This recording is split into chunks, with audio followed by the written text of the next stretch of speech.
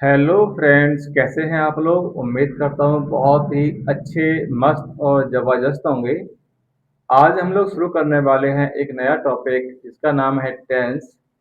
और ये मान लीजिए टेंस इंग्लिश ग्रामर की बेसिक या रीढ़ की हड्डी कह सकते हैं, जिसके बिना हम लोग आगे, इस टॉपिक के बिना हम लोग आगे बढ़ ही नहीं सकते। तो दोस्तों, मेरा नाम है दीपक। मैं हूँ आपका इंग्लिश गाइडर। इसी तरह नए नए वीडियोस पाने के लिए इस चैनल को सब्सक्राइब कर लीजिए, लाइक कर लीजिए और बेल आइकन को दबा दीजिए। तो आइए शुरू करते हैं इस टॉपिक को। तो दोस्तों, हम लोग पढ़ने वाले हैं टेंस। और ये मान लीजिए कि टेंस के बिना हम लोग ग्रामर को पूरी तरह से नहीं सीख सकते। हम चाहे क्लास 5 में पढ़ते हो, 8 में, 10th में, 12th में, किसी भी क्लास में हो, टेंस सभी क्लासेस में और इंग्लिश की बेसिक नीड है। ठीक है ना। इसके बिना हम कहें कि मेरी इंग्लिश में पकड़ अच्छी हो जाएगी या मेरी इंग्लिश बहुत अच्छी है, तो ये पॉसिबल नहीं है। तो टेंस, अगर हम कहें टेंस और हिंदी में कहें तो इसको कहते हैं काल। क्या कहते हैं? काल। ठीक है। तो टेंस या काल मुख्य रूप से तीन तरह के होते हैं। ठीक है। नंबर एक होता है हमारा प्रेजेंट टेंस। क्या होता है? Present tense. प्रेजेंट मीन्स जो इसमें प्रेजेंट अभी है। हिंदी में कहते हैं इसे वर्तमान काल। क्या कहते हैं? वर्तमान काल। ठीक है। वर्तमान काल। वर्तमान काल, इस समय जो भी घटना इस समय घट रही है, वर्तमान में है, वो प्रेजेंट में है, उसे प्रेजेंट कहते हैं। ठीक है। यानी किसी भी वाक्य में यदि किसी अभी की घटना, वर्तमान की घटना को बताया जाता है तो उसे वर्तमान काल का वाक्य या प्रेजेंट टेंस कहते हैं। ठीक है। और दूसरा होता है हमारा, ये तो होगा हमारा नंबर एक, और दूसरा होता है हमारा नंबर सेकेंड, पास्ट टेंस। क्या होता है? Past tense. और इसकी हिंदी होती है भूतकाल। क्या होती है? भूतकाल। जैसा कि नाम से ही लग रहा है भूतकाल, भूत भूत भाई कौन होते हैं? जो हमारे गुजर चुके होते हैं। तो यानी कि जो भी टाइम, जो भी वाक्य, जो भी कार्य हमारा पास्ट का यानी गुजर चुका है, उसको भूतकाल का वाक्य कहते हैं। उस घटना को भूतकाल की घटना कहा जाता है। ठीक है। कोई भी घटना या कोई भी ऐसा वाक्य जिसमें ऐसी घटना बताया जाए कि जो गुजर चुकी है, हो चुकी है, घटित हो चुकी है, तो उसे, उस वाक्य को हम पास्ट टेंस का वाक्य कहते हैं। ठीक है। नंबर 3 पे आता है हमारा फ्यूचर टेंस। क्या होता है?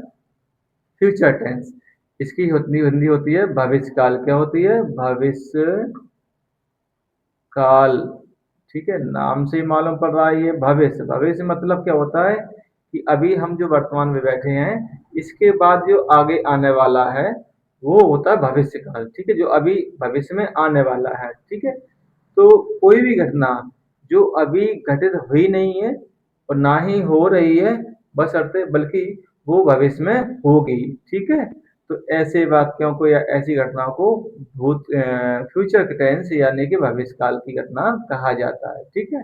कोई भी वाक्य हो जिसमें भविष्य के में घटित होने का भाव प्रकट हो, उसे भविष्य में काल या फिर इंग्लिश में फ्यूचर टेंस कहा जाता है। तो फ्रेंड्स, ये हमारे तीन तरह के काल या तीन तरह के टेंस होते हैं। नंबर एक है प्रेजेंट टेंस, नंबर दो है पास्ट टेंस और नंबर तीन है फ्यूचर टेंस। ठीक है। तो अब जब ये तीनों टेंस हम पढ़ते हैं तो देखिए,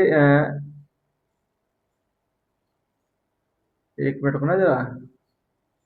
हाँ, ठीक है। तो जो प्रेजेंट टेंस है ये वाला, पहला हमारा प्रेजेंट वर्तमान, तो सबसे पहले हम वर्तमान टेंस को पढ़ते हैं। ठीक है। प्रेजेंट टेंस को पढ़ते हैं। तो देखिए फ्रेंड्स, प्रेजेंट टेंस हम के हमारे चार भाग होते हैं। कितने होते हैं? चार भाग होते हैं। ठीक है। इसी तरह पास्ट टेंस के भी चार भाग होते हैं और इसी तरह फ्यूचर टेंस के भी चार भाग होते हैं। ठीक है। सेम भाग होते हैं।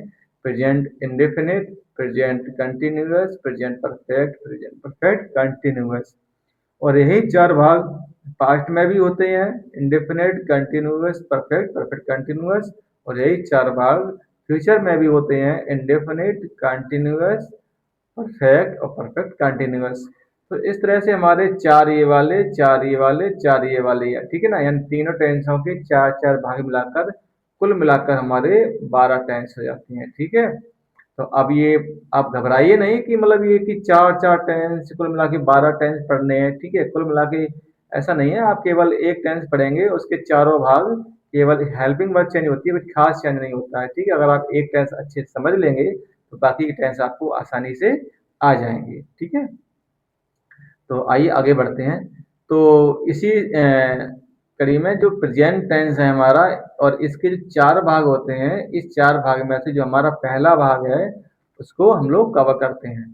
तो देखिए फ्रेंड्स, ये हमारा है प्रेजेंट टेंस, और प्रेजेंट टेंस के ये हमारे चार भाग हैं। प्रेजेंट इंडेफिनिट, पहला है हमारा प्रेजेंट इंडेफिनिट, दूसरा है हमारा प्रेजेंट कंटिन्यूअस, तीसरा है हमारा प्रेजेंट परफेक्ट, और चौथा है प्रेजेंट परफेक्ट कंटिन्यूअस। देखो ये गलत लिख दिया मैंने, यहाँ पे प्रेजेंट कंटिन्यूअस नहीं, प्रेजेंट परफेक्ट होगा। क्या होगा यहाँ पे? Perfect, present perfect continuous tense, ठीक है, ये होगा। ये गलती होगी, टाइपिंग मिस्टेक, आप थोड़ा देख लीजिएगा। यानी present indefinite tense, present continuous tense, present perfect और प्रेजेंट परफेक्ट कंटिन्यूअस टेंस।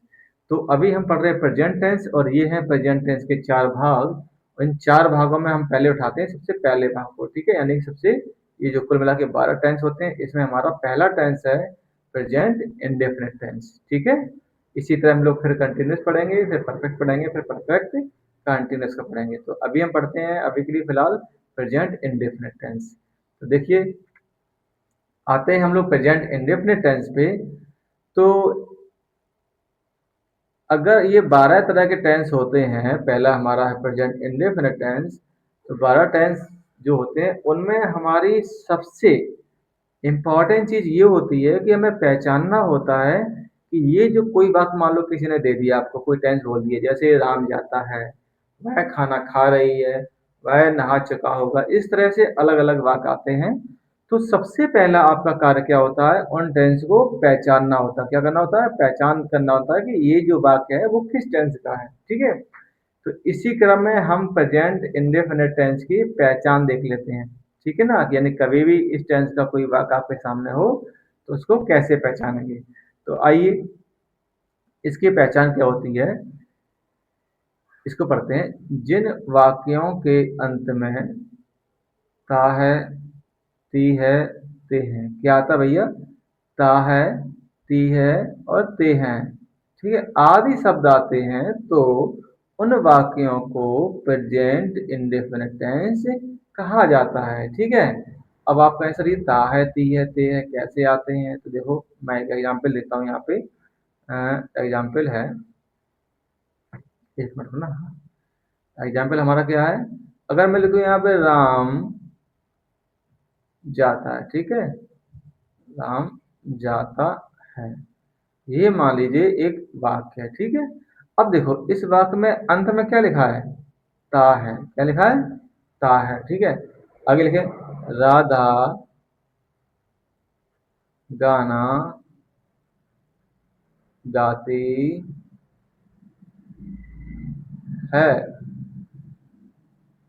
ठीक है। अब इस वाले टेंस में देखो, यहाँ अंत में क्या लिखा है? ती है। ये क्या लिखा है? ती है। और यहाँ लिखा है ता है। तो यही वो कहना चाह रहा है कि जिन वाक्यों के अंत में ता है, ती है, ते हैं आदि शब्द आते हैं, तो उन वाक्यों को प्रेजेंट इंडेफिनिट टेंस कहते हैं। तो देखो, इन वाक्यों में ता है और ती है आ रहे हैं ना, तो ये दोनों ही वाक्य आपके किसके हैं? प्रेजेंट इंडेफिनिट टेंस के हैं, ठीक है। तो आपने ये तो पहचान लिया कि ये जो वाक्य हमारा है वो प्रेजेंट इंडेफिनिट टेंस का है, ठीक है। अब चलो, पहचान होने के बाद अब बात ये आती है कि इन वाक्यों को बनाते कैसे हैं, ठीक है। तो उसके लिए कुछ नियम होते हैं, रूल होते हैं। तो क्या होते हैं रूल? सबसे पहला रूल हमारा है सहायक क्रिया को लेकर। किसको लेकर है? हेल्पिंग वर्ब, इंग्लिश में कहते हैं इसको हेल्पिंग वर्ब, ठीक है। कोई इंग्लिश वाले बच्चे हों, उनको सहायक क्रिया पता नहीं क्या होती है, तो मैं लिख दे रहा हूँ यहाँ पे। इंग्लिश में कहते हैं हेल्पिंग वर्ब, ठीक है। हिंदी में कहते हैं सहायक क्रिया, और इंग्लिश में कहते हैं हेल्पिंग वर्ब। तो देखिए, तो प्रेजेंट इंडेफिनिट टेंस पहचानने के बाद सबसे पहले नियम देखते हैं कि इसमें सहायक क्रिया या फिर हेल्पिंग वर्ब कौन सी लगती है। तो प्रेजेंट इंडेफिनिट टेंस में हेल्पिंग वर्ब डू और डज का प्रयोग होता है, ठीक है। डू और डज। आप कहें सर ये डू और डज दो हेल्पिंग वर्ब हैं। हाँ बिल्कुल, ये दो हेल्पिंग वर्ब हैं, एक है डू और एक है डज। तो डू कब लगता है? तो एक वचन कर्ता के साथ डज का प्रयोग होता है। ठीक है, ये जो डज है ना, वो सिंगुलर सब्जेक्ट इसके साथ, ये एक वचन करता है, यानी कि इंग्लिश में कहते हैं इसको सिंगुलर सब्जेक्ट। सिंगुलर सब्जेक्ट, ठीक है, ये ध्यान रखना। ठीक है, तथा एंड बहुवचन के साथ, यानी कि जो प्लूरल सब्जेक्ट होता है उसके साथ डू का प्रयोग करते हैं। ठीक है, डू का प्रयोग करते हैं। ठीक, तो चलो हमने ये तो पता कर लिया कि जो एक वचन कर्ता होता है उसके साथ डज का प्रयोग, और जो बहुवचन कर्ता होता है उसके साथ डू का प्रयोग करते हैं। यानी कि सिंगुलर सब्जेक्ट के साथ एक वचन है, सिंगुलर सब्जेक्ट सब्जेक्ट के साथ डज, और प्लूरल सब्जेक्ट के साथ डू का प्रयोग करते हैं। ठीक है, बस इतना ही नियम होता है। ज़्यादातर टेंसों में केवल आपको हेल्पिंग वर्ब और मेन वर्ब का पता होना चाहिए, बाकी सबकी रचना एक जैसी ही होती है। ठीक है, 12 टेंस हम केवल आपके यही बदलेंगे। आप सोचे कि सब कुछ अलग अलग होता है, ऐसा नहीं है।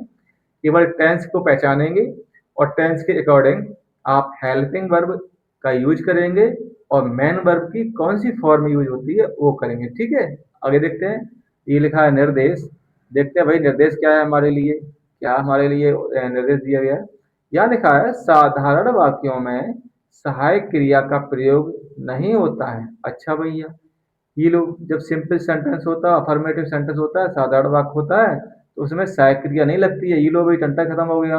अब यहाँ लिखा है सहायक क्रिया, यानी कि सहायक क्रिया तो काम खत्म, सहायक क्रिया तो लग नहीं रही है साधारण वाक्यों में। ठीक है, परंतु आगे लिखा है परंतु मुख्य क्रिया में एक वचनकर्ता के साथ, यानी कि सिंगुलर, ठीक है, सिंगुलर सब्जेक्ट के साथ एस या एस का प्रयोग करते हैं। तो निर्देश में ये कहना चाह रहा है कि साधारण वाक्यों में हेल्पिंग वर्ब का प्रयोग नहीं करते हैं, लेकिन जो हमारी मेन वर्ब होती है उसमें एस या एस का प्रयोग करते हैं। तो ये हमारी क्या था यहाँ पे इस स्लाइड में हमने देखा, present indefinite tense. Present indefinite tense को पहचानना सीखा। ठीक है, जिन वाक्यों के अंत में ता है, ती है, ते है आदि शब्द आते हैं उन्हें प्रेजेंट इंडेफिनिट टेंस कहते हैं। आगे दूसरे नंबर पर हमने क्या सीखा कि इसमें हेल्पिंग वर्ब कौन सी लगती है।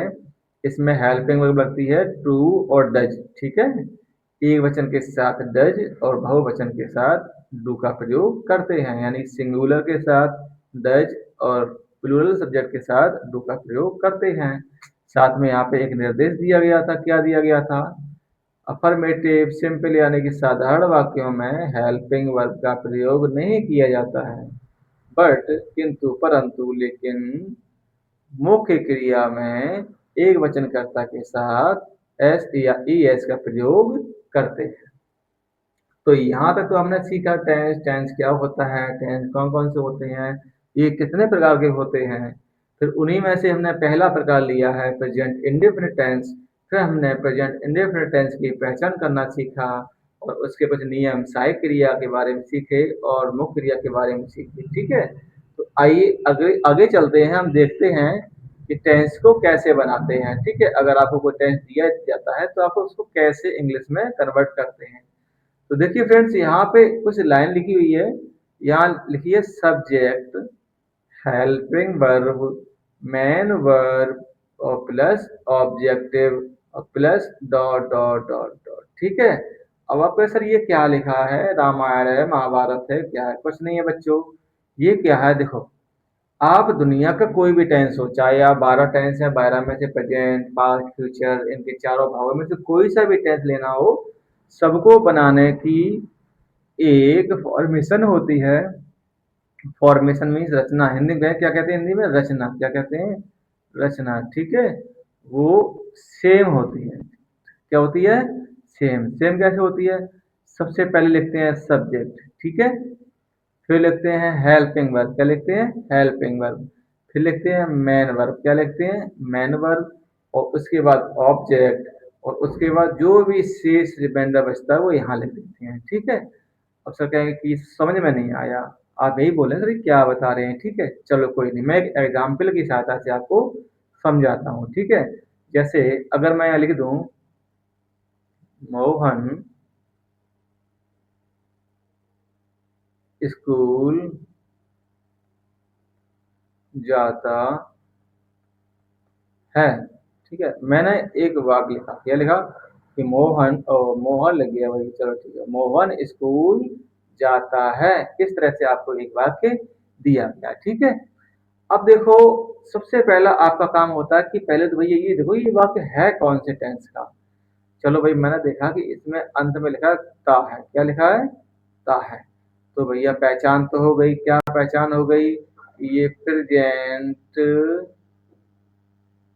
इंडेफिनिट कौन सा टेंस है? प्रेजेंट इंडेफिनिट टेंस का वाक्य है, क्योंकि अंत में क्या दिया गया है? ता है, ती है, ते है। ठीक है, चलो पहचान लिया। अब इसके बाद जो रचना होती है, फॉर्मेशन होती है, इसके हिसाब से लिखते हैं। देखो, सबसे पहले लिखते हैं सब्जेक्ट। तो अब इस वाक्य में सब्जेक्ट क्या होता है ये आपको पता होना चाहिए। और अगर आपको ये पता नहीं है कि सब्जेक्ट क्या है इस वाक्य में, हेल्पिंग वर्ब क्या है, मेन वर्ब क्या है, तो इसके लिए एक अलग से मैंने टॉपिक बनाया है, आप उसको देख लेना। फिलहाल मैं बताता हूँ कि किसी भी वाक्य में कोई कार्य होता है और जो कार्य करता है उसे सब्जेक्ट कहते हैं। तो यहाँ पर मोहन क्या है? सब्जेक्ट है। क्या है? सब्जेक्ट है। ठीक है, तो देखिए रचना के साथ सबसे पहले हम क्या लिखते हैं? सब्जेक्ट। क्या लिखते हैं? सब्जेक्ट। यहाँ लिखेंगे मोहन, सबसे पहले सब्जेक्ट मोहन। ठीक है, फिर दिया गया है हेल्पिंग वर्ब, तो अब लिखेंगे हेल्पिंग वर्ब। तो हेल्पिंग वर्ब भैया क्या है? प्रेजेंट इंडेफिनिट टेंस में हेल्पिंग वर्ब क्या लगती है?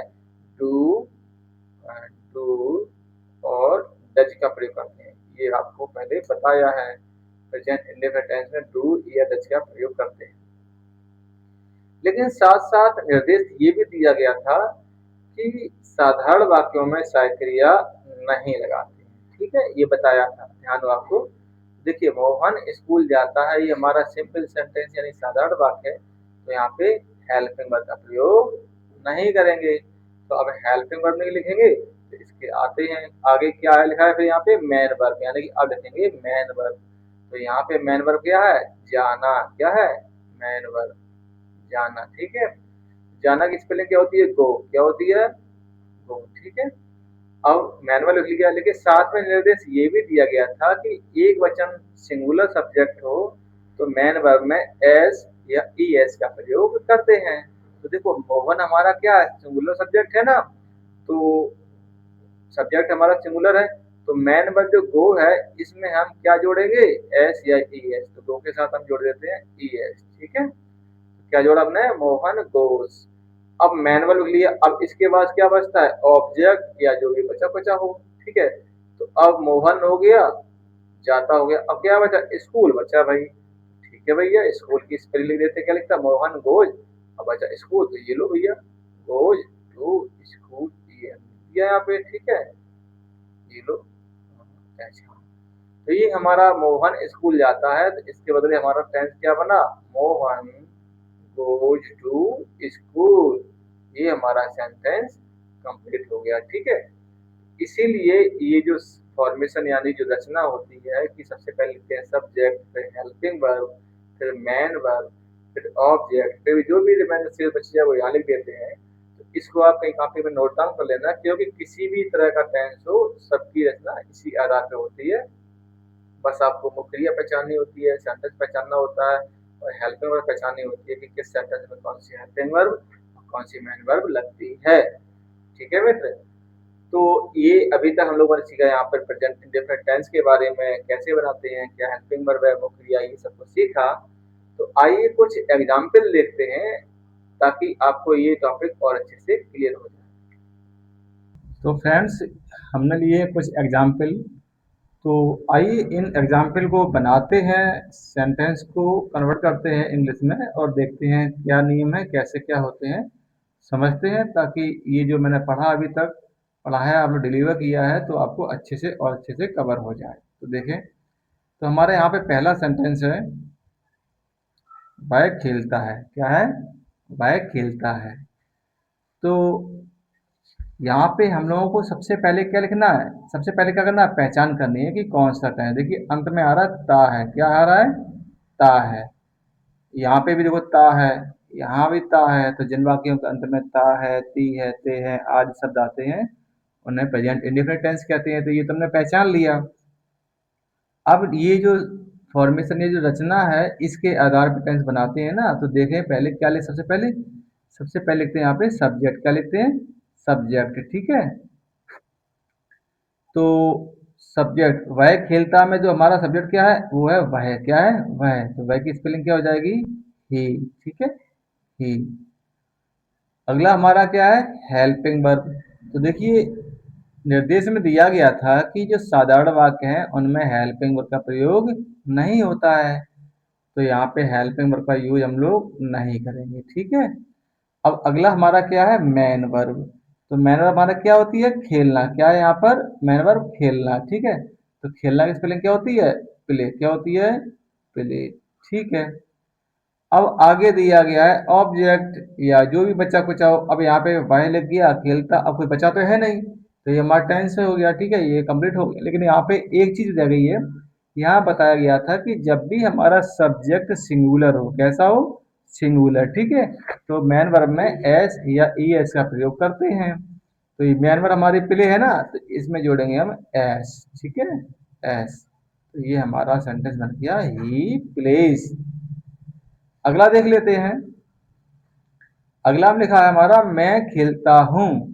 तो अब देखिए, इसमें सब्जेक्ट क्या है? हमारा सब्जेक्ट है मैं, तो मैं की स्पेलिंग होती है आई। क्या होती है? आई। फिर है हमारा हेल्पिंग वर्ब, तो लगेगी नहीं। फिर है मैन वर्ब। मैन वर्ब हमारे क्या है? खेलना। क्या है? खेलना। तो मैं आई प्ले। क्या है? I play. ठीक है, अच्छा। अब देखते हैं कि जो इसमें सब्जेक्ट हमारा है आई, ये प्लूरल है। ठीक है, और निर्देश में दिया गया था कि प्लूरल सब्जेक्ट के साथ कुछ नहीं लगाते हैं, जबकि सिंगुलर के साथ एस या ई एस जोड़ते हैं। तो यहाँ पे प्लूरल है, तो यहाँ पे एस या एस नहीं जोड़ेंगे, तो इसलिए हमारा कंप्लीट हो गया। क्या है? I play. ठीक है, ये फुल स्टॉप। अगला देख लेते हैं। अगला एग्जाम्पल है, वह बाजार जाता है। तो इसमें सब्जेक्ट क्या है हमारा? सबसे पहले क्या लिखेंगे? वह की स्पेलिंग ही। फिर मेन वर्ब, मेन वर्ब हमारी क्या है? जाना। ठीक है, तो जाना की स्पेलिंग क्या होती है? गो। अब गो में एस या ई एस जोड़ेंगे कि नहीं जोड़ेंगे? बिल्कुल जोड़ेंगे, क्योंकि ही हमारा सिंगुलर सब्जेक्ट है। ठीक है, तो गो में जोड़ेंगे ई एस, तो हो गया ही गोज। अब क्या बचा? बाजार। क्या बचा? बाजार। तो लिखा गोज टू मार्केट। बस। अब बताओ भाई, क्या ये कठिन है? बिल्कुल नहीं, बिल्कुल सिंपल है। ठीक है, बस ये जो ऊपर मैंने नियम लिखा है यहाँ पे, सबसे पहले सब्जेक्ट लिखना, फिर हेल्पिंग वर्ब लिखना, फिर लिखना मैन वर्ब, फिर लिखना ऑब्जेक्ट। और ये नियम एक में नहीं, सभी के सभी टेंस में चलेगा। ठीक है, तो ये थे हमारे कुछ एग्जाम्पल जिनसे हमने आपको समझाने की कोशिश की है। अगर आपको अभी भी कोई डाउट है कि आपको लगता है कि नहीं हमें और भी एग्जाम्पल देखने हैं या कोई चीज़ समझ में ना आई हो, तो वो आप कमेंट बॉक्स में बता देना। मैं आपको एक और अगले वीडियो में समझा दूंगा। ठीक है, और भी, हाँ, दूसरी चीज़, अगर आपको ये टॉपिक पसंद आया हो या इसमें कोई भी इम्प्रूवमेंट चाहिए, ठीक है, तो आपको पसंद आया हो तो भी कमेंट बॉक्स में लिखना, और कोई भी इम्प्रूवमेंट चाहिए तो भी कमेंट बॉक्स में लिखना, ताकि मुझे पता चल सके कि मैं ये जो आपको डिलीवर कर रहा हूँ नॉलेज, इसमें कहाँ पे कमी रह रही है, या मैं अपने आप को कैसे इम्प्रूवमेंट कर सकता हूँ, इम्प्रूव कर सकती है ना। तो और भी जो आपके फ्रेंड्स हो उनको शेयर कर देना। तो दोस्तों, अभी तक हम लोगों ने पढ़ा प्रेजेंट इंडेफिनिट टेंस के बारे में, इसके टेंस के वाक्य को इंग्लिश में कैसे कन्वर्ट करते हैं। तो आई होप आपको अच्छे समझ में आ गया होगा। यहाँ मैं आपको एक एग्जाम्पल दे रहा हूँ, इसका, ये आपका होमवर्क है, और देखता हूँ आप लोगों को कितना समझ में आया होगा। आप लोग इस सेंटेंस को, ये सूरज पूर्व में उगता है, इसको आप लोगों को इंग्लिश में कन्वर्ट करना है। ठीक है, और इसका आंसर आपको कमेंट बॉक्स में बताना है। देखते हैं कितने लोग इसको कर पाते हैं। मैं आपका कमेंट का वेट करूंगा। ठीक है बॉस? ओके दोस्तों, तब तक के लिए नमस्कार।